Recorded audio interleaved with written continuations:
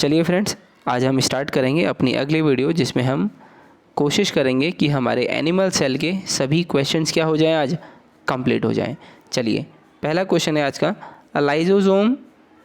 Lysozyme is found in. कहने का मतलब है लाइसोजाइम क्या है, ये एक टाइप का क्या है, एंजाइम है। ठीक है, ये हमको कहाँ पर देखने को मिलता है या फिर किस में पाया जाता है, आंसू में, पसीने में, लार में या इन तीनों में। तो कहने का मतलब है जो हमारा लाइसोजाइम, जो ये एंजाइम है, ये इन तीनों में देखने को मिलता है। मतलब हमारा ऑप्शन नंबर 4 करेक्ट होगा, उपयुक्त सभी। अब देखते हैं ये लाइसोजाइम काम क्या करता है। लाइसोजाइम हमारा जो होता है, ये होता है एंटी माइक्रोबियल, ANTIMICROBIAL। ठीक है, एंटी माइक्रोबियल।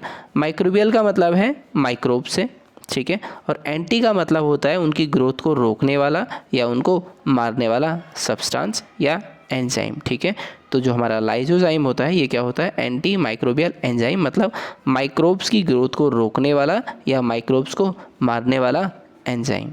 ठीक है, चलते हैं अगले क्वेश्चन की ओर। अगले क्वेश्चन में हमसे पूछा गया है फर्नांडिस मोरोन पार्टिकल हमको कहाँ पर देखने को मिलते हैं। तो भैया देखो, जो ये फर्नांडिस मोरोन पार्टिकल हैं, इन्हीं का दूसरा नाम क्या होता है, F0 या F1 पार्टिकल, जो कि हमारे कहाँ पर देखने को मिलते हैं, हमारे माइटोकॉन्ड्रिया के इनर मेम्ब्रेन पे हमको ये देखने को मिलते हैं। ठीक है, तो मतलब ये कहाँ पर हमको देखने को मिलेंगे, हमारे माइटोकॉन्ड्रिया में इनर मेम्ब्रेन पर। ठीक है, अगला क्वेश्चन है हमारा, mitochondria are found in. Mitochondria हमको किस में देखने को मिलते हैं, सभी प्रोकैरियोटिक सेल्स में, सभी यूकैरियोटिक सेल्स में, सारे बैक्टीरिया में, या फिर जो प्रोकैरियोटिक सेल्स का न्यूक्लियस है उसमें। तो देखो, जो हमारे माइटोकॉन्ड्रिया होते हैं वो हमारे सभी यूकैरियोटिक सेल्स में देखने को मिलते हैं, क्योंकि जो हमारा माइटोकॉन्ड्रिया होता है वो हमारे प्रोकैरियोटिक सेल्स या मैं बोलूँ हमारी बैक्टीरिया में मौजूद नहीं होता है। और माइटोकॉन्ड्रिया का काम वो कौन करता है, इनकी प्लाज्मा मेम्ब्रेन की फोल्डिंग। ठीक है, प्लाज्मा मेम्ब्रेन जब फोल्ड हो जाती है तो वही किसका काम करती है, माइटोकॉन्ड्रिया का काम। माइटोकॉन्ड्रिया का काम मतलब ATP बनाने का काम कौन करता है, माइटोकॉन्ड्रिया। ठीक है, तो यही इसका काम भी कौन करेगा, हमारी प्लाज्मा मेम्ब्रेन की फोल्डिंग करती है, किसमें, बैक्टीरिया में।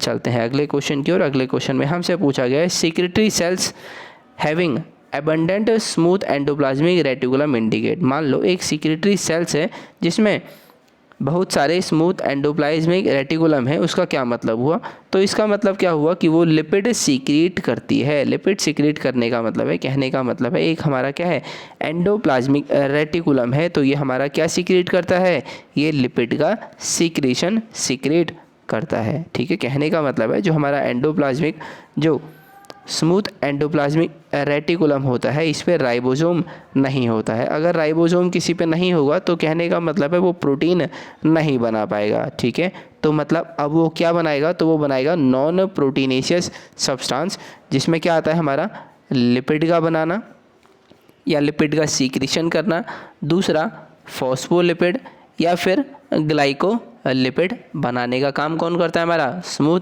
Endoplasmic reticulum. ठीक है, तो चलते हैं फिर अपने अगले क्वेश्चन की ओर। अगले क्वेश्चन में हमसे पूछा गया, the cell organelle not possessing a membrane. वो सेल ऑर्गेनल बताओ जिसके बाहर कोई भी मेम्ब्रेन या झिल्ली मौजूद नहीं होता है। तो वो होता है हमारा कौन, राइबोसोम। ठीक है, राइबोसोम में हम देखते हैं कोई भी हमारी मेम्ब्रेन नहीं पाई जाती है। ठीक है, चलते हैं फिर अपने अगले क्वेश्चन की ओर। अगला क्वेश्चन है हमारा, the cell organelle which is rich in hydrolytic enzyme. वो सेल ऑर्गेनल बताओ या वो कोशिकांग बताओ जिसमें ज़्यादा क्या हो, हाइड्रोलाइटिक एंजाइम। हाइड्रोलाइटिक एंजाइम वो होते हैं जो हमारे किसी बड़े सब्सटेंस को छोटे सब्सटेंस में तोड़ने में मदद करते हैं। ठीक है, न्यूक्लियस, राइबोसोम, गोल्गी बॉडी या लाइसोसोम। तो जिसमें हमारे हाइड्रोलाइटिक एंजाइम्स मौजूद होते हैं वो क्या होता है हमारा, वो होता है लाइसोसोम्स। ठीक है, मतलब ऑप्शन नंबर डी क्या होगा, हमारा करेक्ट आंसर होगा। ठीक है, चलते हैं फिर अपने अगले क्वेश्चन की ओर। अगले क्वेश्चन में हमसे क्या पूछा गया है, हमसे पूछा गया है न्यूक्लियोसोम मतलब जो हमारा न्यूक्लियोसोम होता है ये क्या होता है या इसकी क्या कंडीशन है। सराउंड न्यूक्लियर पोर, ये न्यूक्लियर के पोर को सराउंड करता है मतलब न्यूक्लियर पोर के बाहर होता है, या फिर इसमें डीएनए और नॉन हिस्टोन प्रोटीन होती है, या फिर ये रेस्पॉन्सिबल होता है डीएनए के पैकेजिंग के लिए क्रोमोसोम्स में, या फिर इसमें हिस्टोन कोर मौजूद होता है जिसमें डीएनए उसके बाहर से लपेटा हुआ होता है। ठीक है, तो कहने का मतलब है ये न्यूक्लियोसोम या न्यूक्लियोसोम का डायग्राम मैं आपको अच्छे से समझा चुका हूँ जब मैंने क्या कराया था, प्रीवियस ईयर क्वेश्चन कराए थे। कब? 2018 के एलटी के एग्ज़ाम्स के। ठीक है, और वही डायग्राम मैं अभी आपको एक बार दोबारा दिखा देता हूँ। देखिए ये जो आप डायग्राम देख रहे हैं ये लगभग आपने एनसीईआरटी की बुक में देखा होगा। ठीक है, इसी जो डायग्राम है इसी डायग्राम का नाम होता है न्यूक्लियोसोम। ठीक है, जिसमें कि हमारा जो ये बीच का आप देख रहे हैं गोल सा यूनिट ये क्या होता है हमारा हिस्टोन ऑक्टोमर के नाम से हम इसको जानते हैं। ठीक है, बाकी ये जो आप जो ये ग्रीन कलर की देख रहे हैं ये एक टाइप की प्रोटीन होती है जिसको हम क्या बोलते हैं, हिस्टोन प्रोटीन या H1 प्रोटीन। ठीक है, और जब ये डीएनए ये जो आप देख रहे हैं ये किस कलर का है, ये जो इस पर लिपटा हुआ है ये क्या है, हमारा डीएनए होता है। ठीक है, जब डीएनए और हमारा ये डीएनए हो गया और नीचे वाला हो गया हमारा इसका क्या, हिस्टोन ऑक्टोमर, इन दोनों को मिला के हम क्या बोल देते हैं, कोर ऑफ हिस्टोन मॉलिक्यूल। ठीक है, और इस कंप्लीट डायग्राम को जिसमें जो हमारा डीएनए ये आने वाला डीएनए हो गया जो इसे लिपट रहा है, और जो यहाँ से डीएनए जो जाता है इन दोनों को जोड़ने का काम कौन करता है, हमारा H1 हिस्टोन प्रोटीन। ठीक है, तो ये हम जो कंप्लीट डायग्राम है इसको किस नाम से जानते हैं, न्यूक्लियोसोम के नाम से जानते हैं। अब हम देखेंगे कि जो हमारा ये बीच का पोर्शन है हिस्टोन ऑक्टोमर ये किस किस चीज़ से मिलके बना होता है। चलिए देखते हैं अगले डायग्राम में। जो आपने अभी देखा था बीच में गोल सा देखा था जो ग्रीन कलर का था वो बना होता है किससे, H2A, H2B, H3 और H4 से। ठीक है, तो कहने का मतलब है H2A के भी 2 मॉलिक्यूल होंगे, ये एक पहला मॉलिक्यूल दूसरा मॉलिक्यूल। H2B के भी 2 मॉलिक्यूल होंगे, पहला मॉलिक्यूल दूसरा मॉलिक्यूल। H4 के भी 2 मॉलिक्यूल होंगे, पहला मॉलिक्यूल दूसरा मॉलिक्यूल। H3 के भी क्या होंगे, 2 ही मॉलिक्यूल होंगे। कहने का मतलब है जो बीच में बना होता है इसको हम किस नाम से जानते हैं, हिस्टोन के नाम से जानते हैं, और ऑक्टोमर का नाम होता है 8। 8 का मतलब कैसे, 2 H3, 2 H4, 2 H2A, 2 H2B के से मिलके बना होता है। ठीक है, और ये कितने हो गए, 1 2 3 4 5 6 7 8, ये टोटल क्या है 8, इसलिए हम इसको बोलते हैं ऑक्टामर। ठीक है, और हिस्टोन ये क्या है, चारों हिस्टोन प्रोटीन जो H है, H डिनोट करता है हिस्टोन प्रोटीन को। ठीक है, तो इसलिए हमारा जो ये बीच वाला सर्कुलर पार्ट है जिसको हम हिस्टोन ऑक्टोमर के नाम से जानते हैं, और इस पे जो ये रेड कलर का दिखा रखा है इसमें ये क्या है, डीएनए। कहने का मतलब है जो हमारा बीच में हिस्टोन ऑक्टोमर है इसके चारों तरफ डीएनए लिपटा होता है। इधर से डीएनए आता है और इधर से डीएनए जाता है। आने वाले और जाने वाले डीएनए को जो जोड़ने का काम करता है वो कौन करता है, हमारा H1 प्रोटीन काम करता है। ठीक है, तो ये मैं आपको समझा चुका हूँ न्यूक्लियोसोम के बारे में। इसी में एक डायग्राम हमारा और होता है जिसमें हमारा क्या होता है, जो आप ये पूरा देख रहे हैं बॉल साइज शेप, ये क्या है हमारा न्यूक्लियोसोम। मान लो एक न्यूक्लियोसोम ये है, दूसरा न्यूक्लियोसोम ये है, तीसरा न्यूक्लियोसोम क्या है, ये है। एक न्यूक्लियोसोम और दूसरे न्यूक्लियोसोम को जो जोड़ने वाला डीएनए होता है उसको हम क्या बोल देते हैं, लिंकर डीएनए। ठीक है, इन 2 न्यूक्लियोसोम को जोड़ने वाला ये डीएनए बीच का, इसे हम क्या बोलेंगे, न्यूक्लियर डीएनए, लिंकर डीएनए। और दूसरा जो हम न्यूक्लियोसोम देखेंगे और तीसरे न्यूक्लियोसोम को जो जोड़ रहा है बीच में जो उसके डीएनए मौजूद है उसको हम क्या बोलेंगे, लिंकर डीएनए। ठीक है, कहने का मतलब है जब भी हमारे 2 न्यूक्लियोसोम जिस डीएनए से जुड़ेंगे उसे हम क्या बोलेंगे, लिंकर डीएनए। ठीक है, चलते हैं फिर अपने क्वेश्चन की ओर। तो देखो अब चलते हैं अपने क्वेश्चन की ओर। क्वेश्चन में हमसे पूछा था न्यूक्लियोसोम क्या होता है, तो हमें अच्छे से अब पता लग गया कि भैया जो न्यूक्लियोसोम होता है वो होता है हिस्टोन का कोर जिसमें डीएनए उसके चारों तरफ क्या होता है, लिपटा हुआ होता है। ठीक है, तो चलते हैं अपने अगले क्वेश्चन की ओर। अगले क्वेश्चन में हमसे पूछा गया है which of the following contain hydrolase. जो हमारे हाइड्रोलेज होते हैं वो किसके अंदर होते हैं, हाइड्रोलेज वो एंजाइम्स होते हैं जो कि क्या करते हैं, हमारे किसी सब्सटेंस को तोड़ने का काम करते हैं, ठीक है। या मैं बोलूँ उनके जो बॉन्ड होते हैं, केमिकल बॉन्ड होते हैं या केमिकल बॉन्ड होते हैं या कोवेलेंट बॉन्ड होते हैं, उनको तोड़ने का काम करते हैं, ठीक है। तो वो हमारे किस में मौजूद होते हैं, लाइसोसोम्स में मौजूद होते हैं, ठीक है। चलते हैं अगले क्वेश्चन की ओर। अगले क्वेश्चन में हमसे पूछा गया lysosomes have high content of, मतलब लाइसोसोम्स में अधिक मात्रा किसकी होती है या क्या होता है उनमें अधिक मात्रा में, तो उनमें होते हैं हाइड्रोलाइटिक एंजाइम्स। ये वो एंजाइम्स होते हैं जो हमारे केमिकल बॉन्ड को तोड़ने का काम करते हैं या फिर मैं बोलूँ हमारे कोवेलेंट बॉन्ड को तोड़ने का काम करते हैं, ठीक है। चलते हैं अगले क्वेश्चन की ओर। अगले क्वेश्चन में हमसे पूछा गया है which of the soil organelle rich in hydrolase, same वही क्वेश्चन वही आंसर, लाइसोसोम्स। अगला क्वेश्चन है लाइसोसोम्स आर प्रोड्यूस बाय, कि मतलब जो ये लाइसोसोम्स हैं इनको कौन बनाता है, तो भैया इनको बनाता है हमारा गोल्गी एपरेटस, ठीक है। लाइसोसोम जो सीक्रेट्स होते हैं वो सीक्रेट कौन करता है, गोल्गी एपरेटस। चलते हैं अगले क्वेश्चन की ओर। अगले क्वेश्चन में हमसे पूछा गया जो सबसे ज़्यादा स्टेबल आरएनए है वो कौन सा होता है, आरआरएनए, एसआरएनए, टीआरएनए या एमआरएनए। तो जो हमारा सबसे स्टेबल आरएनए होता है वो होता है राइबोसोमल आरएनए यानी आरआरएनए। चलते हैं अगले क्वेश्चन के ऊपर। अगले क्वेश्चन में हमसे पूछा गया है which of the following cell organelle exhibit polymorphism. Polymorphism का मतलब होता है अपने एक शेप से दूसरे शेप में मौजूद होना, या मैं बोलूँ जब एक ही चीज़ बहुत सारे अलग अलग शेप में क्या हो, मौजूद हो, ठीक है।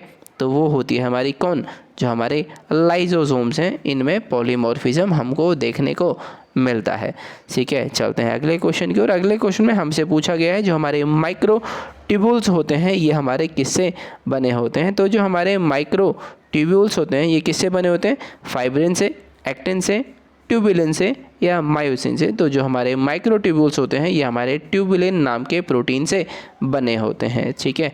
चलते हैं अगले क्वेश्चन की ओर। अगले क्वेश्चन में हमसे पूछा गया है nucleus as the basis of heredity was discovered, मतलब न्यूक्लियस जो कि क्या है, हेरिडिटी का बेसिस है, मतलब हेरिडिटी का क्या है, आधार है, उसको किसने खोजा था, टीएच मॉर्गन ने, हर्टविग ने, मक्सले ने, टीएच हक्सले ने या रसेल वेलास ने। तो जो हमारा न्यूक्लियस है, न्यूक्लियस की खोज किसने करी है, न्यूक्लियस खोजा गया है हर्टी के द्वारा, ठीक है, जो कि हमारा क्या होता है, बेसिस ऑफ हेरिडिटी, मतलब हमारा ऑप्शन नंबर बी क्या होगा, करेक्ट आंसर होगा। चलते हैं अगले क्वेश्चन की ओर। अगले क्वेश्चन में हमसे पूछा गया है the ribosome are composed of protein and, कि जो हमारा राइबोसोम बने होते हैं वो तो एक तो बने हैं प्रोटीन से और दूसरा सब्सटेंस जो उसमें होता है वो होता है आरएनए। कहने का मतलब है जो हमारे राइबोसोम्स बने होते हैं वो बने होते हैं प्रोटीन और आरएनए से, और आरएनए में भी हमारे कौन से, आर टाइप के आरएनए से, मतलब ये बना होगा हमारा प्रोटीन और आरएनए से, ठीक है। मतलब हमारा जो ऑप्शन नंबर डी है वो क्या होगा, करेक्ट आंसर होगा। चलते हैं अगले क्वेश्चन की ओर। अगले क्वेश्चन में हमसे पूछा गया है इन 80S राइबोसोम जो है उसमें आरएनए और प्रोटीन का रेशियो क्या होता है। कहने का मतलब है जो हमारे राइबोसोम होते हैं 80S टाइप के, उसमें जो हमारा प्रोटीन और जो हमारे आरएनए है उसके बीच का रेशियो क्या होता है, तो रेशियो होता है 1:1। कहने का मतलब है जो 80S का राइबोसोम होगा हमारा उसमें एक यूनिट होगी प्रोटीन की तो दूसरी यूनिट किसकी होगी, आरएनए की, मतलब दोनों सेम ही क्वांटिटी में मिलता है या दोनों का रेशियो क्या होता है, सेम होता है। अगला क्वेश्चन है lysosomes are characterised by the presence of large number of. कहने का मतलब है लाइसोसोम्स को हम पहचानते हैं क्योंकि उनमें क्या होता है, बहुत ज़्यादा मात्रा में हाइड्रोलाइटिक एंजाइम्स मौजूद होते हैं, ठीक है। चलते हैं अगले क्वेश्चन की ओर। अगले क्वेश्चन में हमसे पूछा गया है इनमें से कौन सा मैचिंग नहीं है उनके कैरेक्टर और उनके फंक्शन के लिए, ठीक है, स्ट्रक्चर और फंक्शन के लिए। तो हमसे पूछा गया Golgi complex and breakdown of complex molecule, mitochondria and production of ATP, endoplasmic reticulum and protein synthesis, तो lysosomes and conversion of cellular polymer to monomer, ठीक है। कहने का मतलब है हमको क्या बताना है, जो करेक्ट नहीं है, नॉट अ करेक्ट। तो माइटोकॉन्ड्रिया एटीपी बनाता है, बिल्कुल सही है। एंडोप्लाज्मिक रेटिकुलम प्रोटीन सिंथेसिस करता है, ये भी सही है, ठीक है। कहने का मतलब है जब राइबोसोम्स होते हैं एंडोप्लाज्मिक रेटिकुलम के, जब राइबोसोम वहाँ पर मौजूद होते हैं तब वो क्या बनाता है, प्रोटीन बनाता है, तो जनरली ठीक है। अगला क्वेश्चन है lysosomes and conversion of cellular polymers to monomer. Lysosomes करता है पॉलीमर को मोनोमर, मतलब बड़ी चीज़ को तोड़ के छोटा चीज़ बनाता है, ठीक है।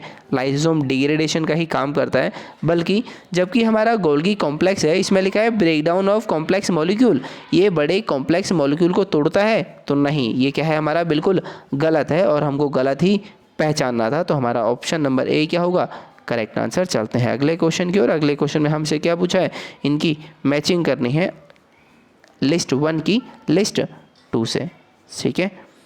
मतलब ए में दे रखा है DNA replication, growth, mitosis, protein synthesis. 1 में दे रखा है राइबोसोम, 2 में है सोमेटोट्रोपिन, 3 में है माइटोजन, 4 में क्या है पॉलीमरेज कोड, ठीक है। तो जब आप इस ऑप्शन को देखेंगे आप इसमें से क्या देखेंगे, जो हमारा डीएनए रेप्लिकेशन होता है वो कौन करता है, हमारा पॉलीमरेज करता है, ठीक है। मतलब ए का हो गया 4, ए का हो गया 4, ये हमारा ऑप्शन नंबर ए में है, ठीक है। लेकिन हम अपने अगले ऑप्शन भी देखेंगे। लेकिन जो हमारा ग्रोथ है, ग्रोथ कौन करता है, सोमेटोट्रोफिन, मतलब बी का क्या है 2 है, ठीक है। माइटोसिस के लिए हमारा कौन रेस्पॉन्सिबल होता है, वो होता है माइटोजन्स, मतलब 3 का हो गया हमारा, सी का है 3, और जो डी है हमारा प्रोटीन सिंथेसिस वो कहाँ पर होता है, राइबोसोम में, मतलब डी का क्या है 1। इस हिसाब से हमारा ऑप्शन नंबर ए क्या होता है, करेक्ट आंसर होता है। चलते हैं अगले क्वेश्चन की ओर। अगले क्वेश्चन में हमसे पूछा गया है जो मेजर काम है, मतलब मुख्य काम है गोल्गी बॉडी का, वो क्या है। तो गोल्गी बॉडी का जो काम करती है वो क्या करती है, प्रोटीन का शुगर से जोड़ने का काम, ठीक है। Linkage of protein and sugar, ये काम क्या है किसका, गोल्गी बॉडी का। इसके साथ ही गोल्गी बॉडी के कुछ अन्य काम भी होते हैं, जैसे क्या, सेल वॉल का फॉर्मेशन, मतलब सेल वॉल बनाने में मदद करना। दूसरा, सेल मेम्ब्रेन के बनाने में मदद करना। तीसरा, लाइजोसोम्स के बनाने में हेल्प करना। और प्रोटीन और शुगर का लिंकेज करना, मतलब प्रोटीन और शुगर को जोड़ने का काम भी क्या कौन करती है, गोल्गी बॉडी, ठीक है। और इसी गोल्गी बॉडी को हम किस नाम से जानते हैं, डिक्टियोटोसोम्स के नाम से जानते हैं। और इनको सबसे पहले किसने खोजा था, कैमिलो, CAMILO, कैमिलो गोल्गी ने, ठीक है, GOLGI, ये कैमिलो गोल्गी ने। चलते हैं अगले क्वेश्चन की ओर। अगले क्वेश्चन में हमसे पूछा गया है जो माइटोकॉन्ड्रिया का डीएनए होता है वो कैसा होता है। तो जो हमारा माइटोकॉन्ड्रिया का जो डीएनए होता है वो हमारा कैसा होता है, double standard, naked and circular, मतलब जो हमारा डबल स्टैंडर्ड होगा, NAKED नेक्ड होगा, और कैसा होगा, सर्कुलर होगा। ये किसकी खासियत है, हमारे माइटोकॉन्ड्रिया के डीएनए की। तो कहने का मतलब है हमारा जो all of the above option है वो क्या होगा, करेक्ट होगा। अगला क्वेश्चन है, a mild toxin is introduce into a cell, which one of the following will mainly be responsible for the detoxification process. कहने का मतलब है हमने हमेशा एक छोटा सा टॉक्सिन पदार्थ होता है, जहरीला पदार्थ, हमने कहाँ डाला, अपनी सेल में डाला। तो इसको हटाने के प्रोसेस, जिसको हम बोलते हैं डिटॉक्सिफिकेशन प्रोसेस, कौन करता है, ठीक है। तो जो ये डिटॉक्सिफिकेशन का काम होता है ये जनरली हमारा कौन करता है, हमारा एंडोप्लाज्मिक रेटिकुलम करता है, ठीक है। चलते हैं अगले क्वेश्चन की ओर। अगले क्वेश्चन में हमें हमारा है राइबोसोम्स आर साइट ऑफ, मतलब राइबोसोम पर क्या बनता है। तो राइबोसोम हमारा ये बनाता है प्रोटीन।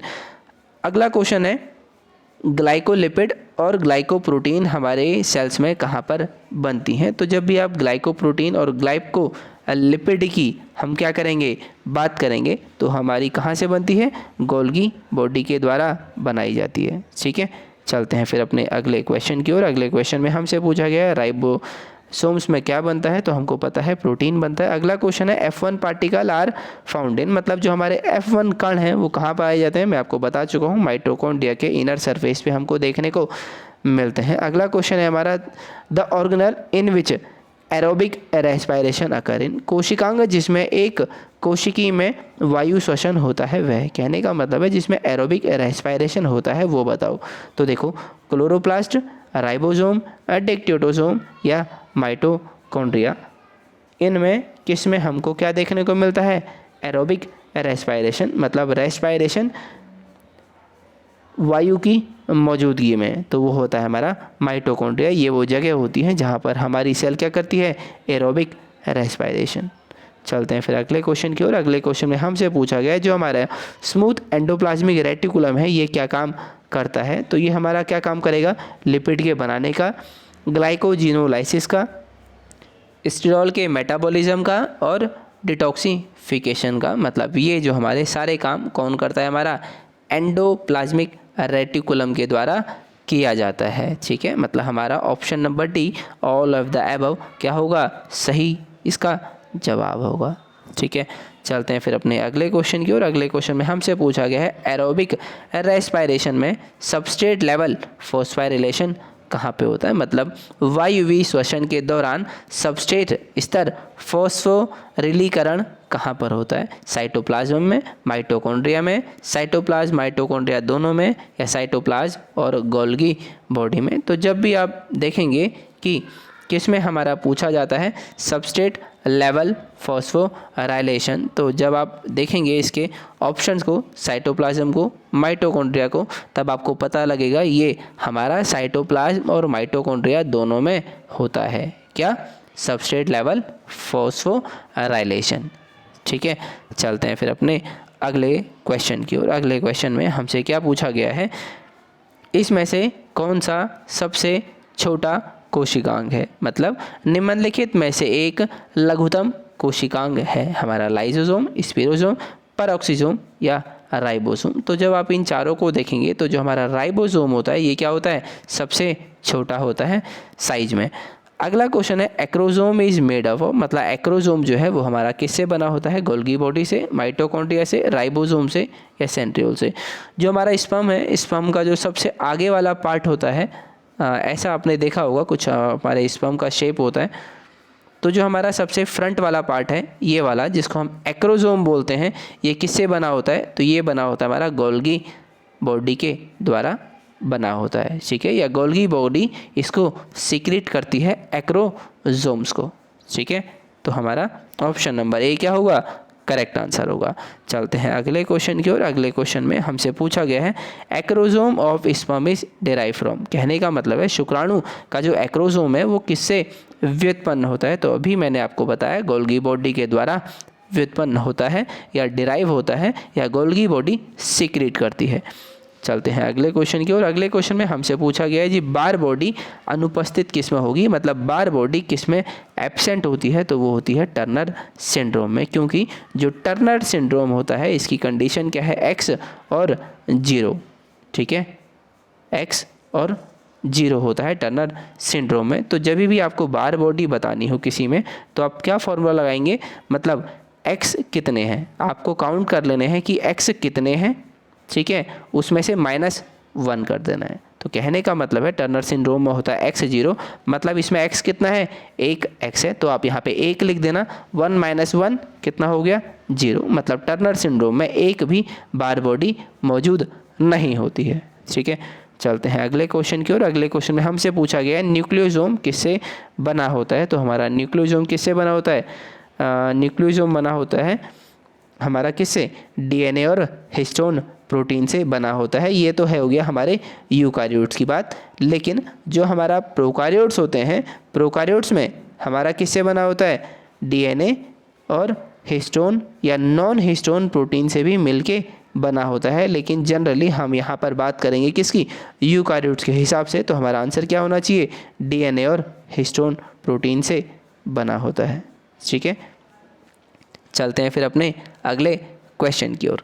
अगले क्वेश्चन में हमसे पूछा गया है क्या कि विच of the following organisms is devoid of DNA yet capable of duplication. कहने का मतलब है इनमें से कौन सा कोशिकांग डीएनए रहित होने पर भी द्विगुणन में समर्थ है। कहने का मतलब है डीएनए नहीं होगा लेकिन वो तभी रेप्लिकेशन कर सकता है ना, किसी कमाल की बात। तो ये होता है हमारा कौन, सेंट्रियोल।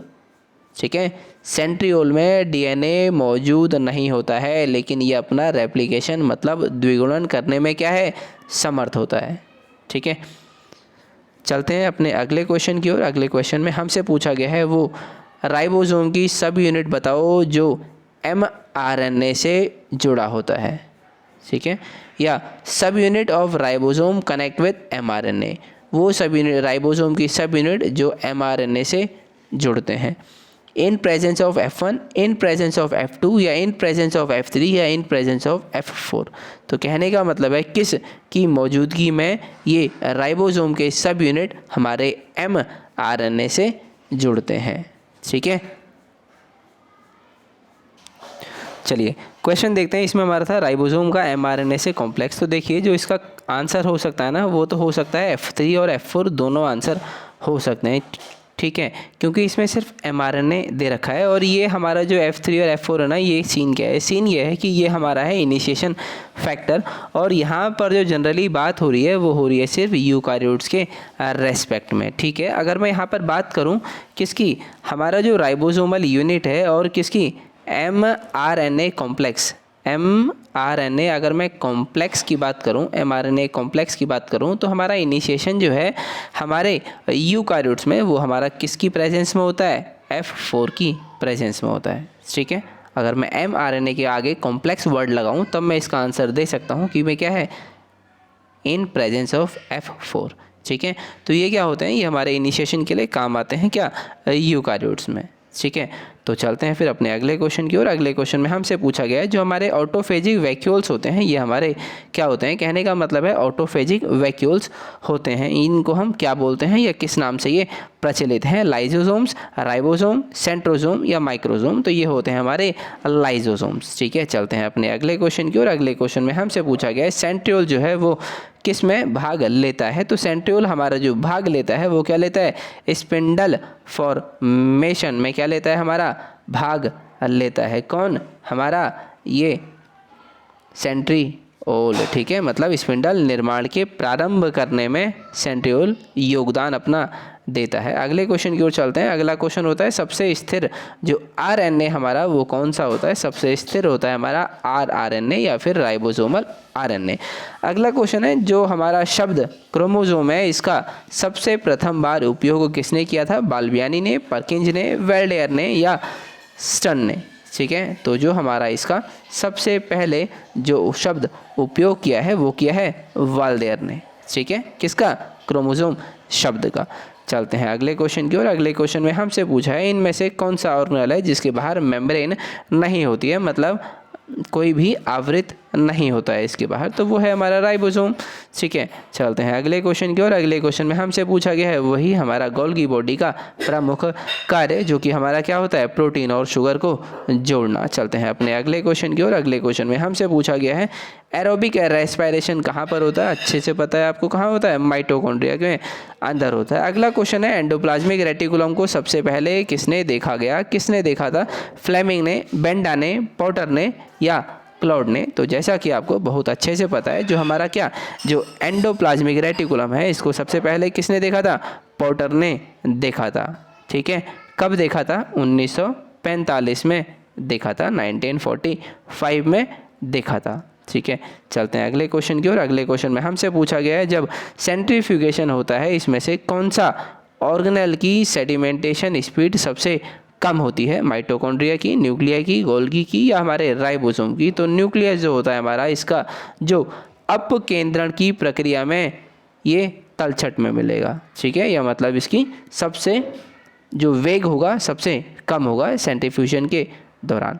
अगले क्वेश्चन की ओर चलते हैं। अगले क्वेश्चन में हमसे पूछा है कौन सा शब्द युग्म या इनमें से कौन सा युग्म सही नहीं है। तो आप जब देखेंगे पोटाशियम पंप पैसिव ट्रांसपोर्ट होता है, मतलब निष्क्रिय परिवहन होता है, ये क्या है हमारा गलत होता है, बल्कि जो हमारे पोटाशियम पंप्स होते हैं ये क्या होते हैं, एक्टिव ट्रांसपोर्ट के लिए रेस्पॉन्सिबल होते हैं, या फिर इनमें जो ट्रांसपोर्ट की प्रक्रिया होती है वो कौन सी होती है, एक्टिव होती है। ठीक है, और जो हमारे पोटेशियम आयंस होते हैं ये क्या करते हैं, हमारे जो हमारा स्टोमेटा होता है उसके खुलने और बंद होने में क्या करते हैं, सहायक होते हैं। ठीक है, चलते हैं फिर अपने अगले क्वेश्चन की ओर। अगले क्वेश्चन में हमसे पूछा गया है in which of the following cell organelle have a single unit membrane. कहने का मतलब है कौन से कोशिकांग एकल जीवद्रव्य कला युक्त होता है, क्लोरोप्लास्ट, लाइसोसोम, माइटोकॉन्ड्रिया या फिर क्या है हमारा न्यूक्लियस। तो जैसा कि आपको पता है जो सिंगल यूनिट मेम्ब्रेन होता है या फिर जिसमें एक ही मेम्ब्रेन मौजूद होती है वो क्या है हमारा लाइजोसोम्स। क्यों एक ही होती है? क्योंकि जब भी सेल में कोई भी टॉक्सिन आएगा या जब भी सेल को कोई चीज़ या दूसरी हानिकारक चीज़ को मारना होगा तो लाइजोसोम्स जल्दी से इसकी बाहर की झिल्ली फटेगी और इसके अंदर के एंजाइम बाहर मीडियम में आएंगे और जो भी सेल हानिकारक होगी उसको खा जाएगी या उसको डिग्रेड कर देगी। ठीक है, चलते हैं अगले क्वेश्चन की ओर। अगले क्वेश्चन में हमसे पूछा गया है सेल प्लेट बनाने के लिए कौन सा रेस्पॉन्सिबल होता है सेल डिवीजन के समय? Chloroplast, endoplasmic reticulum, Golgi body या हमारा माइटोकॉन्ड्रिया। तो कौन होता है हमारा जो सेल रेस्पॉन्सिबल होता है वो होता है सेल ऑर्गेनल, वो होता है गोल्गी बॉडी जो हमारा सेल प्लेट बनाने में काम आता है सेल डिवीजन के समय। अगला क्वेश्चन है इनमें से कौन सा मिलता है मिडल पीस में स्पर्म के मिडल पीस में क्या मिलता है? तो भैया दो चीज़ मिलते हैं, माइटोकॉन्ड्रिया और सेंट्रियोल। ठीक है, अगला क्वेश्चन हमसे पूछा गया है एक कार्टविल संरचना कौन दर्शाता है? तो वो कार्टविल संरचना किसकी होती है? राइबोसोम की होती है, लाइसोसोम की होती है, माइटोकॉन्ड्रिया की होती है या हमारे न्यूक्लियस की होती है। ठीक है, तो जैसा कि आपको पता है जो हमारा लाइसोसोम है, लाइसोसोम की खोज किसने करी है? डी डुवे ने खोज करी है। कब करी है? 1955 में करी है। ठीक है, तो जो हमारा ये लाइसोसोम्स होता है, लाइसोसोम्स को हम क्या बोलते हैं? लाइसोसोम्स को हम बोलते हैं सुसाइडल बैग्स ऑफ सेल। ठीक है, और जो हमारा कार्टविल जो स्ट्रक्चर दर्शाता है ये दर्शाता है हमारा कौन? सेंट्रियोल दर्शाता है। ठीक है, चलते हैं फिर अपने अगले क्वेश्चन की ओर। अगले क्वेश्चन में हमसे पूछा गया है cell secretion is done by, मतलब कोशिका धिम्र से होता है, मतलब सेल सीक्रेशन किसके द्वारा होता है? तो हमारा जो सेल सीक्रेशन है वो हमारा किसके द्वारा होता है? Endoplasmic reticulum, plastid, Golgi complex या न्यूक्लियोलस। तो गोल्गी कॉम्प्लेक्स के द्वारा हमारा क्या होता है? सेल का सीक्रेशन। चलते हैं अगले क्वेश्चन की ओर। अगले क्वेश्चन में हमसे पूछा गया है जो कॉन्ट्रैक्टाइल वैक्यूल है इनका क्या बताओ प्रमुख कार्य? ये एक्सक्रीशन करते हैं, सर्कुलेशन करते हैं, रेगुलेशन करते हैं या ऑल ऑफ द एबव। तो मेजर फंक्शन जो होता है कॉन्ट्रैक्टाइल वैक्यूल का तो वो होता है ऑस्मो रेगुलेशन। चलते हैं अगले क्वेश्चन की ओर। अगले क्वेश्चन में हमसे पूछा गया किस में डीएनए नहीं होता है? तो हम जब भी देखेंगे हमारे राइबोसोम में डीएनए मौजूद नहीं होता है, इनमें क्या होता है? आरएनए और प्रोटीन। चलते हैं अगले क्वेश्चन की ओर। अगले क्वेश्चन में हमसे पूछा गया इनमें कौन सा ऐसा सेल ऑर्गेनेल है जो हमारे न्यूक्लियस की आउटर मेम्ब्रेन के साथ ही मौजूद होता है? ठीक है, मान लो हमारा न्यूक्लियस है, इसका जो आउटर मेम्ब्रेन है इसी के साथ इसकी संरचना क्या हो जाती है? शुरू हो जाती है। ठीक है, ऐसा ऑर्गेनेल बताना है तो वो होता है हमारा एंडोप्लाज्मिक रेटिकुलम। ठीक है, कहने का मतलब है एंडोप्लाज्मिक रेटिकुलम जो है हमारा ये हमारा जोड़ा होता है किससे? न्यूक्लियस की आउटर मेम्ब्रेन से, या मैं कहूँ जहाँ पर न्यूक्लियस की आउटर मेम्ब्रेन से ही इसका क्या होता है? ये संरचना जुड़ी होती है, वो क्या होता है? Endoplasmic reticulum. मतलब ऑप्शन नंबर बी क्या होगा? करेक्ट होगा। चलते हैं अगले क्वेश्चन की ओर। अगले क्वेश्चन से है जो हमारा वैक्यूल है इसको सराउंड करने वाली मेम्ब्रेन। कहने का मतलब है जो हमारा वैक्यूल है इसकी जो मेम्ब्रेन है इसको हम किस नाम से जानते हैं? तो वो होती है हमारी टोनोप्लास्ट। मतलब वैक्यूल की मेम्ब्रेन का क्या नाम होता है? टोनोप्लास्ट।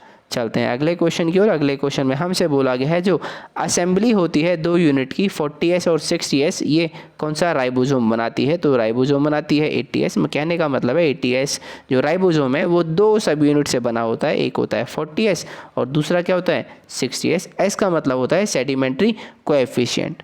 ठीक है, चलते हैं अगले क्वेश्चन की ओर। अगले क्वेश्चन में हमसे पूछा गया 4 ऑप्शन दिए गए हैं, इन्हीं का क्या बताना है? रीजन, और हमसे एजर्शन पूछा है और रीजन बताया गया है। एजर्शन में देखा है haploidy was normal situation for all organism before origin of sex, और इसके रीजन में देखा है origin of sex took place with the alternation of generation in life cycle of organism including meiosis. तो जैसा कि आपको पता लगे, आपको दोनों आंसर पता लगे होंगे और आपने भी यही सोचा होगा कि एजर्शन और रीजन जो है दोनों सही है और दोनों क्या हैं? एक दूसरे के करेक्ट एक्सप्लेनेशन है। ठीक है, तो मतलब हमारा ऑप्शन नंबर ए क्या होगा?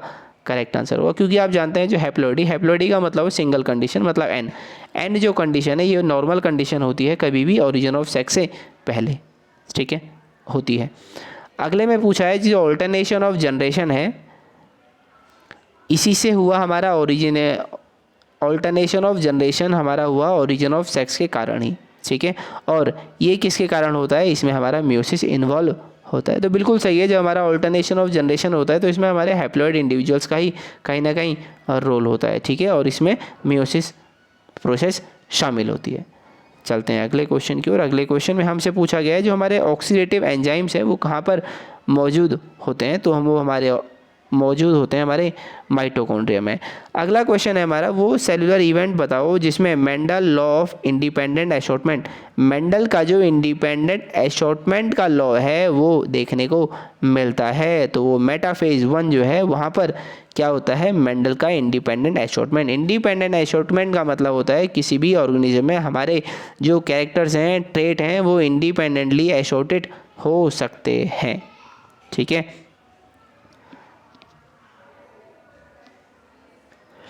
और इसी में जो हमारा मेंडल का सेग्रीगेशन होता है, सेग्रीगेशन हमको देखने को मिलता है एनाफेज 1 में, जो कि क्या होता है, सेग्रीगेशन मतलब स्पेलिंग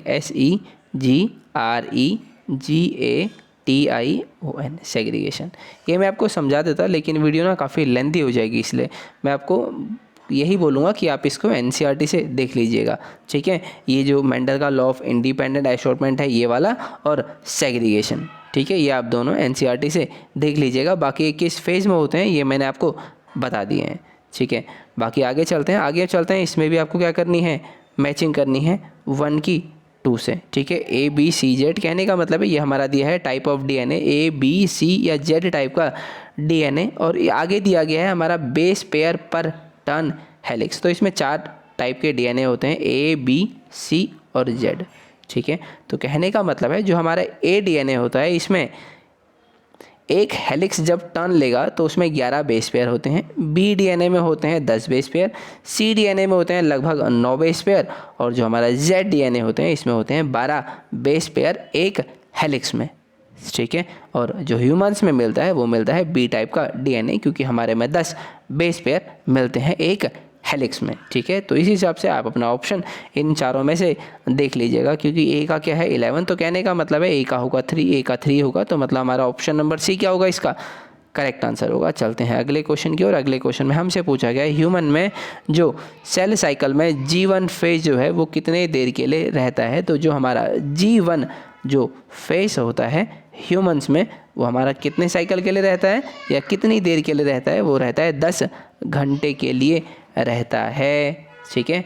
G1 फेज रहता है 10 घंटे के लिए, और जो हमारा इसमें जो सबसे कम होता है वो कौन रहता है, माइटोसिस सबसे कम अवस्था के लिए रहता है, ठीक है। तो चलते हैं अपने अगले क्वेश्चन की ओर। अगले क्वेश्चन में हमसे पूछा गया है बार बॉडी कब बनती है। तो हम बताते हैं जब भी हमारा बार बॉडी जो देखने को मिलती है ये मिलती है गर्ल्स में, और ये क्या होती है, जब एक एक्स क्रोमोसोम इनएक्टिवेट हो जाता है, ठीक है। जब एक एक्स क्रोमोसोम इनएक्टिवेट हो जाता है तो हम उसको क्या बोलते हैं, हमारी बार बॉडी बन गई, ठीक है।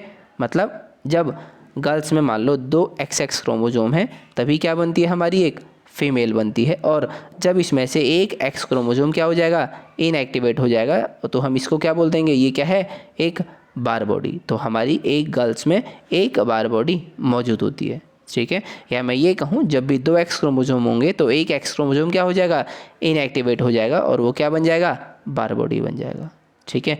चलते हैं अगले क्वेश्चन की ओर। अगले क्वेश्चन में हमसे पूछा गया है क्या, given prophase, metaphase, anaphase, telophase, which one of the following is involve in karyokinesis. Karyokinesis में इनमें से क्या चीज़ इन्वॉल्व होती है। तो जब भी हमारी कैरियोकाइनेसिस होती है तो कैरियोकाइनेसिस कहने का मतलब है जब न्यूक्लियर का डिवीज़न होता है उसको बोलते हैं कैरियोकाइनेसिस, ठीक है। तो इसमें प्रोफेज, मेटाफेज, एनाफेज और टेलोफेज ये चारों फेज देखने को मिलते हैं। तो हमारा ऑप्शन नंबर ए क्या होगा, करेक्ट आंसर होगा। अगले में हमसे पूछा गया है DNA replication during. DNA replicates किस दौरान होता है। तो जब S फेज होता है यानी सिंथेसिस के दौरान क्या बनता है, DNA हमारा बनता है, ठीक है। मतलब DNA का द्विगुणन जो होता है S फेज में होता है, ठीक है। चलते हैं अगले क्वेश्चन की ओर। अगले क्वेश्चन में हमसे पूछा गया है कि जो हमारा mitosis and meiosis only differ in regards in presence of, मतलब माइटोसिस मियोसिस है किसके रिगार्ड्स में क्या है, डिफरेंट होता है, क्रोमेटिड होमोलोगस, बाइवेलेंट या फिर हमारे सेंट्रोमियर। तो मैं आपको बता दूं ये जो है ये हमारे बाइवेलेंट के रेस्पेक्ट में दोनों अलग होते हैं। कौन? माइटोसिस और मियोसिस। ठीक है, चलते हैं अगले क्वेश्चन की ओर। अगले क्वेश्चन में हमसे पूछा गया है जो हमारी सेल की सबसे छोटी अवधि होती है वो किस में होती है? एस फेज, G1, M या G2। तो मैं आपको चारों का मतलब जो इसका ड्यूरेशन है वो बता देता हूँ। शुरुआत होती है हमारी G1 फेज से, फिर आता है S फेज, फिर आता है G2 फेज, फिर आता है M फेज। तो G1 फेज जो चलती है ये चलती है हमारे कम से कम 10 घंटे के लिए। ये सब अप्रोक्सीमेट आइडिया है, ठीक है, ध्यान में रख के चलिएगा। S फेज जो है ये हमारे 8 घंटे के लिए चलती है। G2 फेज चलती है हमारे 5 घंटे के लिए, और जो हमारा माइटोसिस होता है वो चलता है 1 घंटे के लिए। तो आप समय अवधि के हिसाब से देखिए, जो हमारा सबसे कम चलता है वो कौन चलता है? माइटोसिस, और सबसे ज़्यादा G1 फेज चलता है। ठीक है, तो हमसे पूछा है सबसे कम मतलब शॉर्टेस्ट स्टेज, तो वो होगी हमारी M। ठीक है, M स्टेज। अगला क्वेश्चन है जो मोसेस ने 1956 में डिस्कवर किया था सिनेप्टोमियल कॉम्प्लेक्स, ये कब हमको देखने को मिलता है? तो सिनेप्टोमियल कॉम्प्लेक्स जो हमारा बनता है वो किस प्रक्रिया में या किसके दौरान बनता है? तो ये हमारा मिलता है कब? हमारे मियोटिक प्रोफेज 1 में। ठीक है, मतलब मियोटिक प्रोफेज 1 में मिलता है, और प्रोफेज 1 में भी जाइगोटीन मतलब ZYGOTENE जाइगोटीन फेज के दौरान देखने को मिलता है क्या? सिनेप्टोमियल कॉम्प्लेक्स। चलते हैं अपने अगले क्वेश्चन की ओर। अगले क्वेश्चन में हमसे पूछा गया जो क्रॉसिंग ओवर होती है वो किसके बीच में होती है? तो जो हमारी क्रॉसिंग ओवर जब भी होती है वो किसके बीच में होती है हमसे पूछा गया है, तो ये होती है मियोटिक प्रोफेज में होती है। ठीक है, ठीक है, और जो टर्म जो क्रॉसिंग ओवर शब्द दिया गया था ये किसने दिया था? मॉर्गन ने, MORGAN मॉर्गन, और कैटल ने CATTELL मॉर्गन और कैटल ने ये शब्द दिया है क्या? Crossing over. ठीक है, और क्रॉसिंग ओवर होती है हमारी कब? पैकेटिन में। क्रॉसिंग ओवर कहाँ पर होगी? PACHYTENE पैकेटिन स्टेज में होगी, और कहाँ पर? प्रोफेज 1 में होती है। चलते हैं अगले क्वेश्चन की ओर। अगले क्वेश्चन में हमसे पूछा गया है मियोसिस किस में होती है? तो जो भी हमारी जर्म सेल्स होती हैं उनमें म्यूसिस देखने को मिलती है। जर्म सेल्स वो होती हैं जिनसे हमारे क्या बनते हैं? गैमीट्स बनते हैं, और हमेशा गैमीट्स कैसे होते हैं? हैप्लॉइड होते हैं। ठीक है, मतलब जब इस मेन सेल में म्यूसिस होगी तो हमारा क्या बनेगा? गैमीट बनेगा, चाहे वो मेल बने या फीमेल गैमीट बने। चलते हैं अगले क्वेश्चन की ओर। अगले क्वेश्चन में हमसे पूछा गया है सेंट्रियोल जो है किस में हिस्सा लेता है? तो हमको पता है सेनिशियल जो सेंट्रियोल है वो स्पिंडल फॉर्मेशन की शुरुआत करने में काम आता है। अगला क्वेश्चन है germ cell formation in vertebrate gonads involve, जो जर्म सेल्स होते हैं उनमें क्या होता है? तो इनमें सिर्फ क्या होती है? हमेशा मियोसिस देखने को मिलती है। ठीक है, क्योंकि ये क्या बनाते हैं? हमारे गैमीट्स बनाते हैं। ठीक है, चलते हैं फिर अपने अगले क्वेश्चन की ओर। अगले क्वेश्चन में हमसे क्या पूछा गया है? The repair by cell division in tissue is called, जब रिपेयर होती है सेल डिवीजन से किसी टिश्यू में तो हम उसको क्या बोलते हैं? वो हम इसको बोलते हैं एपीमॉर्फोसिस रीजनरेशन। ठीक है, रीजनरेशन 2 टाइप का होता है, एक तो होता है एपीमॉर्फोसिस, एक होता है मॉर्फोलेक्सिस। ठीक है, चलते हैं फिर अपने अगले क्वेश्चन की ओर। अगले क्वेश्चन में हमसे पूछा है सेंट्रोमियर का जो कार्य है वो क्या होता है? तो सेंट्रोमियर का कार्य होता है क्रोमोसोम को एक जगह से दूसरी जगह ले जाना, या फिर जो हमारे क्रोमोसोम है इसका मूवमेंट कराना। ठीक है, किसका काम? सेंट्रोमियर का। चलते हैं अगले क्वेश्चन की ओर। अगले क्वेश्चन में हमसे पूछा गया 4 क्रोमेटिड जो बनते हैं मियोटिक में वो किस फेज पर मिलते हैं? तो जो हमारे 4 क्रोमेटिड बनते हैं वो बनते हैं पैकेटिन में, और जो कहाँ पर होता है? प्रोफेज 1 में। ठीक है, और 4 क्रोमेटिड जो जुड़ते हैं वो किससे जुड़ते हैं? 2 सेंट्रोमियर से जुड़ते हैं। ठीक है, चलते हैं अगले क्वेश्चन की ओर। अगले क्वेश्चन में हमसे पूछा गया है जो सिनेप्सिस कहाँ पर होता है? तो जैसा कि हमको पता है जो हमारा सिनेप्सिस होता है वो कहाँ पर होता है? सिनेप्सिस होता है हमारा जाइगोटीन में। ठीक है, सिनेप्सिस कहाँ पर देखने को मिलता है? जाइगोटीन में, मियोसिस में। ठीक है, चलते हैं अगले क्वेश्चन की ओर। अगले क्वेश्चन में हमसे पूछा गया है reduction in chromosome occurs. Reduction का मतलब होता है 2n से हाफ क्रोमोसोम बनना, या फिर क्रोमोसोम अगर मान लो पहले 24 हैं तो अब कितने हो गए? इसके आधे, मतलब 12 हो गए। ठीक है, या कहने का मतलब है अगर किसी में पहले 46 क्रोमोसोम है तो अब कितने हो गए? 23 क्रोमोसोम हो गए, मतलब क्या हो गए? रिड्यूस्ड हो गए, या फिर क्या हो गए? आधे हो गए। ठीक है, तो रिडक्शन जो है हमारे क्रोमोसोम का वो हमें कहाँ पर देखने को मिलता है, एनाफेज में मिलता है। ठीक है, एनाफेज में देखने को मिलता है, मतलब ऑप्शन नंबर ए क्या होगा, करेक्ट आंसर होगा। चलते हैं अगले क्वेश्चन की ओर। अगले क्वेश्चन में हमसे पूछा गया है पैरामीशियम में जो मैक्रोन्यूक्लियस, मतलब दो टाइप के न्यूक्लियस मिलते हैं, माइक्रोन्यूक्लियस और मैक्रोन्यूक्लियस। जो मैक्रोन्यूक्लियस है बाइनरी फिजन में किससे डिवाइड होता है, तो उसमें होती है मियोसिस की प्रक्रिया। ठीक है, किसमें, हमारे मैक्रोन्यूक्लियस में, जो कि पाया जाता है पैरामीशियम। पैरामीशियम में दो टाइप के न्यूक्लियस पाए जाते हैं। अगला क्वेश्चन है synaptonemal complex is observe during cell division. Synaptonemal complex कहाँ पर मिलता है, तो ये मिलता है मियोसिस के प्रोफेज में। चलते हैं अगले क्वेश्चन की ओर। अगले क्वेश्चन में हमसे पूछा गया है काइनेटोकोर असेंबल करते हैं प्रत्येक क्रोमोसोम को कब, तो अर्ली प्रोफेज में काइनेटोकोर क्या करता है, असेंबली का काम करता है। ठीक है, काइनेटोकोर को ही हम जनरली किस नाम से बोल देते हैं, सेंट्रोमियर के नाम से बोल देते हैं। ठीक है, चलते हैं अगले क्वेश्चन की ओर। अगले क्वेश्चन में हमसे पूछा गया है मियोसिस के दौरान जो कियास्मेटा हमको देखने को मिलता है पॉलिटीन स्टेज में, presence of one chiasmata reduces the possibility of another in near vicinity. कहने का मतलब है एक कियास्मेटा बन जाएगा तो वो अपने पास दूसरे कियास्मेटा को बनने नहीं देगा। इसको हम क्या बोलते हैं, तो इसको जो हम बोलते हैं वो बोल देते हैं इंटरफेरेंस। मतलब अगर एक कियास्मेटा बनेगा तो वो अपने आसपास दूसरे कियास्मेटा को नहीं बनने देगा, और कियास्मेटा हमको देखने को मिलता है पैकेटिन स्टेज में। चलते हैं अगले क्वेश्चन की ओर। अगले क्वेश्चन में हमसे पूछा गया है वो स्टेज बताओ जहाँ पर क्रोमोसोम अपनी आइडेंटिटी खो देते हैं, मतलब गुणसूत्र अपनी पहचान खो देते हैं, तो वो होता है हमारा प्रोफेज। प्रोफेज के दौरान क्रोमोसोम की क्या हो जाती है, वो अपनी पहचान खो देते हैं प्रोफेज के दौरान। ठीक है, तो चलते हैं अगले क्वेश्चन की ओर। अगले क्वेश्चन में हमसे पूछा गया जब होमोलोगस क्रोमोसोम की पेयरिंग किस स्टेज पर होती है, होमोलोगस क्रोमोसोम की पेयरिंग। तो जब भी हम पेयरिंग की बात करेंगे वो कहाँ पर होती है, जाइगोटिन अवस्था में। तो देखिए ये जो स्टेजेस है ना, ये इनके नाम और इनके कैरेक्टर्स जो है ना आपको याद करने ही होंगे, इनसे बचने का कोई भी तरीका नहीं है। ठीक है, तो आप एनसीईआरटी पढ़िए, याद करिए या समझिए या उनको रट डालिए। कहने का मतलब है अगर आपके सामने कोई भी क्वेश्चन आता है तो आपको उसका आंसर क्या होना चाहिए, टक टक आप ऐसे लगा सको या पहचान सको। ठीक है, चलते हैं फिर अपने अगले क्वेश्चन की ओर। अगले क्वेश्चन में हमसे पूछा गया है मियोसिस या अर्धसूत्री विभाजन किस में पाया जाता है। तो जो भी हमारे क्या होती हैं जर्म सेल्स, मतलब सभी जनन कोशिकाओं में अर्धसूत्री विभाजन होता है, क्योंकि यही क्या बनाती है हमारी गैमेट्स बनाती हैं, चाहे वो मेल हो या फीमेल हो, और वो दोनों क्या होती हैं, हैप्लॉइड होती हैं, और जो हमारी जर्म सेल्स क्या होती हैं, डिप्लॉइड होती हैं।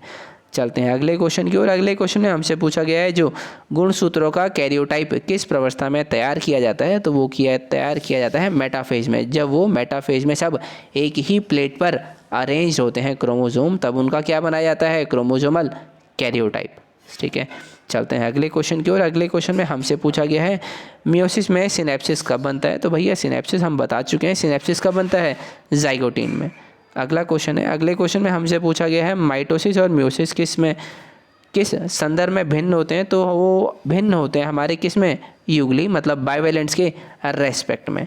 चलते हैं अगले क्वेश्चन की ओर। अगले क्वेश्चन में पूछा गया है कि मियोसिस न्यूक्लियर मेम्ब्रेन कब क्या हो जाएगी, अदृश्य हो जाएगी, मतलब डिसअपियर होना चालू हो जाएगी। तो लेट प्रोफेज में कोई भी हमारा न्यूक्लियर मेम्ब्रेन देखने को नहीं मिलती है। न्यूक्लियर मेम्ब्रेन बोले तो न्यूक्लियस के बाहर की मेम्ब्रेन। चलते हैं अगले क्वेश्चन की ओर। अगले क्वेश्चन में हमसे पूछा गया है वो अवस्था बताओ जिसमें सेंट्रोमियर दो हिस्सों में बट जाता है या दो में विभाजित हो जाता है। तो वो होता है हमारा क्या, एनाफेज 1 में। ठीक है, एनाफेज 1 में जो ये हमारा सेंट्रोमियर होता है ये दो में क्या हो जाता है, डिवाइड हो जाता है। चलते हैं अगले क्वेश्चन की ओर। अगले क्वेश्चन में हमसे पूछा गया किस अवस्था में हम क्रोमोसोम को गिन सकते हैं। तो मैं आपको बता चुका हूँ मेटाफेज में हम क्या बनाते हैं, या हम मेटाफेज में क्या होते हैं, जो क्रोमोसोम होते हैं वो बीच की लाइन में एक ही साथ सारे ऐसे अरेंज हो जाते हैं। ठीक है, और यहाँ पर आप आसानी से गिन सकते हैं, ये पहला क्रोमोसोम, ये दूसरा, ये तीसरा, ये चौथा, ये पांचवा। ठीक है, इसीलिए ये जो अवस्था होती है मेटाफेज वाली अवस्था, यहाँ पर हमारे क्रोमोसोम को देखना, गिनना, इनके बारे में अच्छी जो डिटेल स्टडी है यहाँ पर हम कर सकते हैं। अगला क्वेश्चन है हमारा माइटोसिस के दौरान क्या होता है, ठीक है, मतलब during the process of mitosis की प्रक्रिया के दौरान क्या होता है, तो दो identical daughter cell are form, दो सेम डॉटर सेल बनती हैं या दो समरूप संतति कोशिका बनती हैं, ठीक है। माइटोसिस का मतलब होता है, एक मान लो एक मेरी सेल है ए, अगर माइटोसिस होगा, माइटोसिस का मतलब होता है क्रोमोसोम नंबर सेम रहना, मतलब अगर इसमें 2n है तो जो इससे दो सेल बनती हैं उनमें भी क्रोमोसोम नंबर 2n ही रहेगा, ठीक है, मतलब क्रोमोसोम नंबर सेम रहेगा। तो कहने का मतलब है अगर ये ए टाइप की है तो ये भी ए टाइप की होगी और ये भी क्या होगी, ए टाइप की होगी, ठीक है, क्योंकि इनमें क्रोमोसोम नंबर क्या है, सेम है।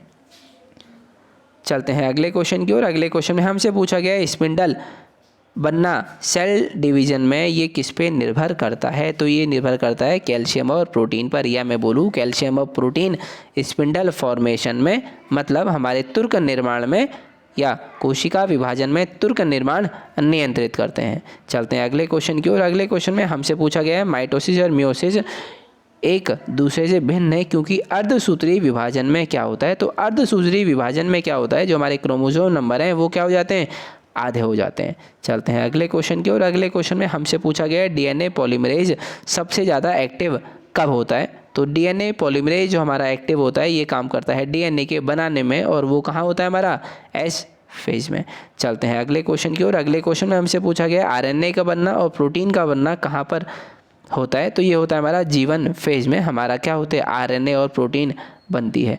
चलते हैं अगले क्वेश्चन में। अगले क्वेश्चन में हमसे पूछा गया है कि मियोसिस में प्रोफेज 1 की कितनी, मतलब जो 5 स्टेजेस हैं वो कौन कौन सी हैं, या उनका सही क्रम आपको पहचानना है, तो मैं आपको इनका सही क्रम है वो एक बार बता देता हूँ। सबसे पहले होता है लेप्टोटीन, फिर होता है जाइगोटीन, फिर होता है पैकेटीन, फिर होता है डिप्लोटीन, फिर होता है डाइकाइनेसिस। कहने का मतलब है सबसे पहले आएगा आपका लेप्टोटीन, फिर आएगा आपका जाइगोटीन, फिर आएगा आपका पैकेटीन, फिर आएगा डिप्लोटीन, फिर आएगा डाइकाइनेसिस। अब देख लेते हैं अपने ऑप्शन, या आपको ऑप्शन यहाँ से आप देख भी सकते हैं। सबसे पहले क्या था, लेप्टोटीन, मतलब सबसे पहले क्या आएगा हमारा 5, तो वो हमारे एक ही ऑप्शन में है जो कि क्या है 4, तो यानी कि यही क्या हो गया हमारा करेक्ट आंसर। चलते हैं अगले क्वेश्चन की ओर। अगले क्वेश्चन में हमसे पूछा गया है क्रोमोसोम का करेक्ट सीक्वेंस बताना है, मतलब वही क्वेश्चन इन्होंने 2 बार पूछा गया है, तो वही हमारा आंसर भी क्या होगा, लेप्टोटीन, जाइगोटीन तो दिया नहीं है, पैकेटीन मतलब बी और डी, सबसे पहले बी फिर डी, बी और डी में हमारा क्या है, बी मतलब यही सही है। पहले होता है लेप्टोटीन, फिर होता है पैकेटीन, फिर होता है डिप्लोटीन, फिर होता है डाइकाइनेसिस। चलते हैं अगले क्वेश्चन की ओर। अगले क्वेश्चन में हमसे पूछा गया डीएनए का वो हिस्सा बताओ जो क्रॉसिंग ओवर में काम आता है, तो वो आता है हमारा रैकॉन, ठीक है। डीएनए का वो हिस्सा जो क्रॉसिंग ओवर में भाग लेता है उसको हम किस नाम से बोलते हैं, रैकॉन के नाम से, याद रख लेना इस क्वेश्चन को। अगला क्वेश्चन है हमारा कोल्चिकाइन इनहिबिट्स माइटोसिस, किस अवस्था में कोल्चिकाइन जो है वो माइटोसिस को रोक देता है, तो माइटोसिस को ये कब रोकेगा, जब ये किस अवस्था में अपने होगा, कौन से, माइटोसिस जो होता है, मतलब कोल्चिकाइन एक ऐसा केमिकल है जो हमारे माइटोसिस को रोक देता है, तो वो हमारे कौन सी अवस्था में रोकता है, तो वो रोकता है हमारे मेटाफेज वाली अवस्था में, ठीक है। तो चलते हैं अब हम अपने अगले क्वेश्चन की ओर। अगले क्वेश्चन में जो कि हमसे पूछा गया है वो क्या पूछा गया है कि रेगुलर सीक्वेंस सेल साइकिल का क्या है, मतलब कोशिका चक्र का नियमित अनुक्रम, तो आपको पता है सबसे पहले G1, फिर S, फिर G2 फेज, फिर M फेज, ये 4 सही क्रम है। सबसे पहले G1, फिर S, फिर G2, फिर M। तो हम देख लेते हैं option G1 S G2 M, मतलब ऑप्शन नंबर सी क्या है करेक्ट। अगला क्वेश्चन देखते हैं। अगले क्वेश्चन में हमसे पूछा गया जो माइटोकॉन्ड्रिया के डीएनए में डुप्लीकेशन के दौरान कब होता है, ठीक है। Duplication of mitochondrial DNA occurs, मतलब माइटोकॉन्ड्रिया का डीएनए कब डबल होता है, तो भैया देखो जब भी डीएनए डबल होता है वो होता है हमारा किस में, डीएनए का, या मैं कहूँ जो हमारा माइटोकॉन्ड्रिया का डीएनए है वो कब हमारा क्या होता है, डबल होता है, तो वो होता है हमारा G1 फेज में, ठीक है। चलते हैं अपने अगले क्वेश्चन की ओर। अगले क्वेश्चन में हमसे पूछा गया है इनमें से कौन सा प्रोफेज 1 में नहीं होता है, तो भैया सेग्रीगेशन जो है मतलब विसंयोजन हमारे प्रोफेज 1 में नहीं होता है, ठीक है। बाकी ये जो सारी अवस्था हैं ये कहाँ पाई जाती है, प्रोफेज 1 में। अगला क्वेश्चन है कि जो हमारा कियास्मेटा सबसे पहले कहाँ पर दिखाई देता है। तो जो हमारा कियास्मेटा बनने का जो प्रोसेस है या जो ये जो व्यतसिकाएँ हैं ये सबसे पहले हमारी दिखाई देती हैं कहाँ पर, डिप्लोटेन में, ठीक है। इस प्रावस्था में कियास्मेटा बनता है, ठीक है। और आपको बता देता हूँ लेप्टोटीन में जो होता है वो क्या होता है, हमारे गुणसूत्र प्रकाश सूक्ष्मदर्शी, कहने का मतलब है माइक्रोस्कोप से विजिबल हो जाते हैं। जाइगोटीन में क्या होता है, जाइगोटीन में बनता है हमारा गुणसूत्रों का जोड़ा, मतलब क्रोमोसोम के पेयर बन जाते हैं। पैकेटीन में क्या होती है, हमारी क्रॉसिंग ओवर होती है, ठीक है। चलते हैं अपने अगले क्वेश्चन की ओर। अगले क्वेश्चन में हमसे पूछा गया है कि इन माइटोसिस में the number of chromosomal and nuclear DNA, मतलब कहने का मतलब है क्रोमोसोम और न्यूक्लियर डिवीज़न कितने होते हैं। कहने का मतलब है जब हमारी माइटोसिस मेरी होती है तो कितनी बार क्रोमोसोमल और कितनी बार न्यूक्लियर डिवीज़न होगा, मतलब कितनी बार क्रोमोसोम का डिवीज़न होगा, कितनी बार न्यूक्लियर का डिवीज़न होगा। तो भैया जब भी हम देखेंगे तो एक बार मेरा क्रोमोसोम का डिवीज़न होता है और एक ही बार मेरे न्यूक्लियस का या न्यूक्लियर का डिवीज़न होता है। तो ठीक है, हमारा आंसर क्या होगा, 1 and 1। चलते हैं अगले क्वेश्चन की और अगले क्वेश्चन में हमसे पूछा गया है जो G naught phase of cell cycle is found in. जो जी नॉट फेज है सेल साइकिल का वो हमको कहाँ पर देखने को मिलता है। तो जी नॉट मतलब होता है जहाँ पर सेल कुछ नहीं करती है, मतलब हमारे एक ही समरूप, मतलब पूरी ज़िंदगी उसी स्टेज पर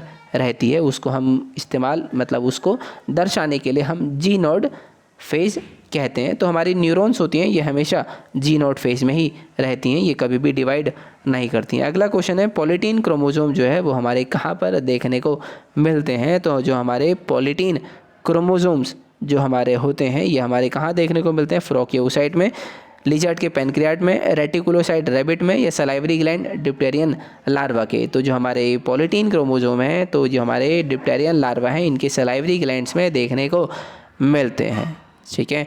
तो फाइनली ये थे हमारे अभी तक के एनिमल सेल से, मतलब एनिमल सेल से जितने भी हमारे पूछे गए क्वेश्चंस थे वो हम देख चुके हैं, ठीक है। मतलब आज यहाँ पर इस वीडियो में क्या होता है, हमारा एनिमल सेल के सभी प्रीवियस ईयर क्वेश्चन कंप्लीट होते हैं। अब हम बात की आपसे मिलेंगे अगले वीडियो में।